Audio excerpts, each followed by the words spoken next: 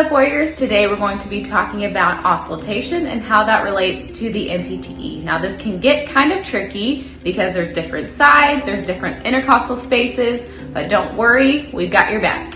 So we're going to give you our mnemonic, which is all PTs make 2245. So whenever you start doing this mnemonic, know that it starts on your right side. So start on your right side and you'll get these correct.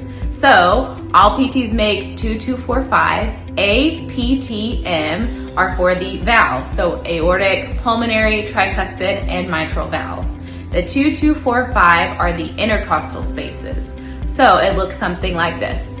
All PTs make 2245. So start on your right side and you'll get these correct. If you have any questions or comments, feel free to put them in the box. Until then, happy testing.